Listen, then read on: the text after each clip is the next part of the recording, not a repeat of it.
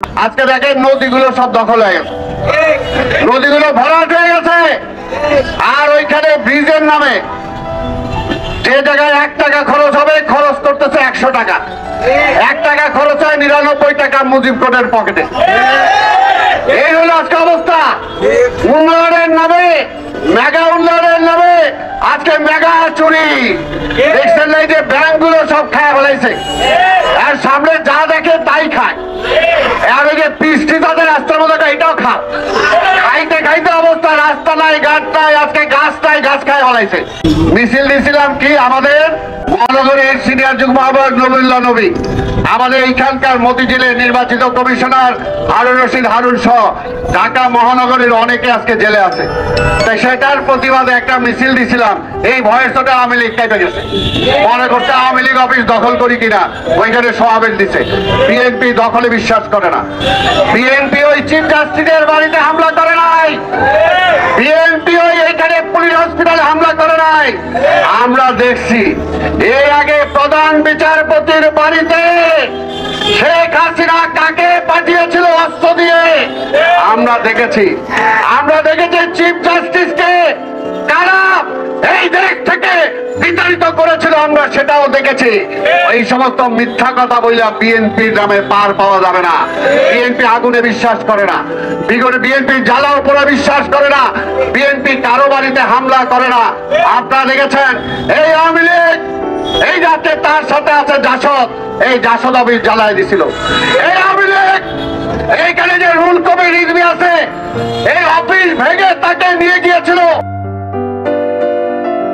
শেখ হাসিনা বাংলাদেশকে দেখছে ভারতের চোখে, বাংলাদেশের চোখে শেখ হাসিনা বাংলাদেশকে দেখছে না।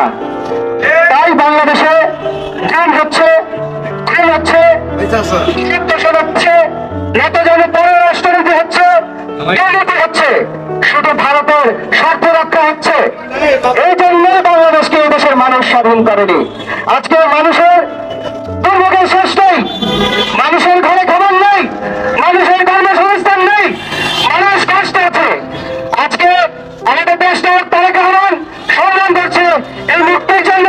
দেশনায়ক তারেক রহমানের এই সংগ্রাম সফল হবে, এদেশের গণতন্ত্র মুক্তি পাবে। আমাদের ঐক্যবদ্ধ হতে হবে, দেশকে বাঁচাতে হবে, বিদেশি সন্ত্রাসীদের হাত থেকে দেশকে বাঁচাতে হবে। ফারাক্কাবাদ নির্মাণ করে সেই মৌলানা ভাসানী বলেছিলেন ফারাক্কাবাদ যদি এই ফারাক্কাবাদ একদিন দেশের একটি বিশাল ভূখণ্ডকে অর্থাৎ বাংলাদেশকে মরুভূমিতে পরিণত করা হবে, বাংলাদেশকে সেই সাহরা মরুভূমিতে পরিণত করা হবে। আজকে তারই প্রমাণিত হয়েছে সেই ফারাক্কাবাদে, ভারতের ফারাক্কাবাদ দেওয়ার পরে বাংলাদেশের সমস্ত নদীগুলো বন্ধ হয়ে গেছে, সমস্ত দেশে একটি মরুভূমিতে রূপান্তরিত হয়েছে। এই সরকার সকল কিছু নিয়ন্ত্রণ করতে ব্যর্থ হয়েছে। আপনারা জানেন যে ঢাকা শহরে যে এরকম একটা পরিস্থিতি, এরকম ঘনবসতিপূর্ণ একটা নগরী গড়ে তোলা হয়েছে, মানে বিল্ডিং কোড না মেনে সম্পূর্ণ অবৈধভাবে বিভিন্ন এলাকায় বহুতল ভবন নির্মিত হচ্ছে একদম সংকুচিত একটা জায়গার মধ্যে, যেটিও আমাদের এই আজকে তাপমাত্রা বেড়ে যাওয়ার অন্যতম একটি কারণ হিসেবে বিশেষজ্ঞরা চিহ্নিত করেছে। এরই মধ্যে এই সরকারের অত্যাচার নির্যাতনের মাত্রা চরম সীমা লঙ্ঘন করেছে। তারা প্রতিনিয়তই বিএনপি এবং আমাদের নেতা কর্মীদের উপর ভয়াবহ নির্যাতন চালিয়ে যাচ্ছে। আসলে বাংলাদেশের কোনো কষ্ট দুর্দশা হলে তো এই যারা আওয়ামী লীগ সহ যারা এই এখন বর্তমান ক্ষমতায় রয়েছে তাদের তো কোনো কিছু যায় আসে না, তারা এসি রুমে বসে তারা ছড়ি ঘুরাচ্ছে, কিন্তু কষ্টে আছে বাংলাদেশের সাধারণ নাগরিক, সাধারণ জনগণ। আমি আপনাদের উদ্দেশ্যে বলতে চাই যে এই শহরটা আমাদের, এই দেশটা আমাদের, এই দেশকে রক্ষায় বাংলাদেশের সাধারণ জনগণকে এগিয়ে আসতে হবে। আমাদের কানাডায় বেগম পাড়াও নাই, মালয়েশিয়াতে সেকেন্ড হোমও নাই।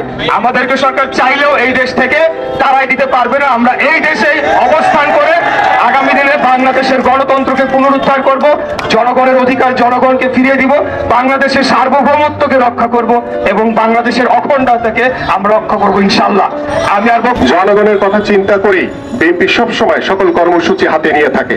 আজকে তীব্র তাপদাহে মানুষ এবং জনজীবন যখন বিপর্যস্ত, আজকে এই ভোটারবিহীন আওয়ামী সরকার যারা দামি নির্বাচন করে ক্ষমতায় বসে আছে, তারা কিন্তু আজকে তীব্র তাপদাহে তারা এসির ভিতরে বসে ঠান্ডা বাতাস খাচ্ছে।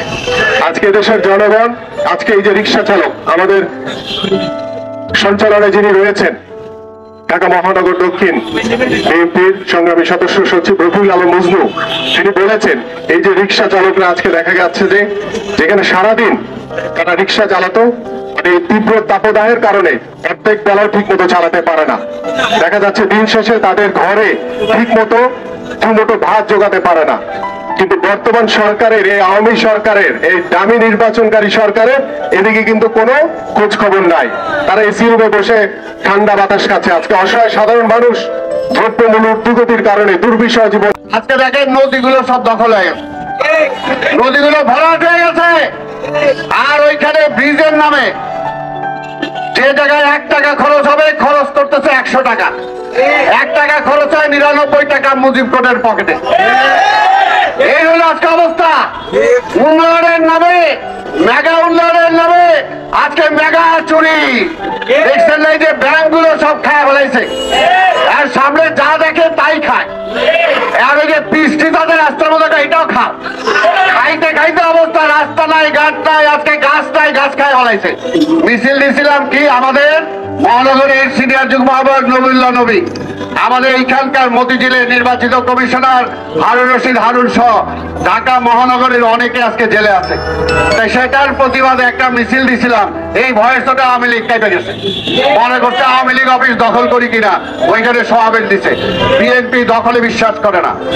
বিএনপি ওই চিফ জাস্টিসের বাড়িতে হামলা করে নাই, বিএনপি ওই এখানে পুলিশ হসপিটালে হামলা করে নাই। আমরা দেখছি এর আগে প্রধান বিচারপতির বাড়িতে শেখ হাসিনা কাকে পাঠিয়েছিল অস্ত্র দিয়ে, আমরা দেখেছি। আমরা দেখেছি চিফ জাস্টিসকে কারা এই দেশ থেকে বিতাড়িত করেছিল, আমরা সেটাও দেখেছি। এই সমস্ত মিথ্যা কথা বললে বিএনপির নামে পার পাওয়া যাবে না। বিএনপি আগুনে বিশ্বাস করে না, বিএনপি জ্বালা উপরে বিশ্বাস করে না, বিএনপি কারো বাড়িতে হামলা করে না। আপনারা দেখেছেন এই আওয়ামী লীগ এই রাতে তার সাথে আছে জাসদ, এই জাসদ অফিস জ্বালায় দিছিল। এই আওয়ামী লীগ এইখানে যে রুল কমিটি আছে, এই অফিস ভেঙে তাকে নিয়ে গিয়েছিল।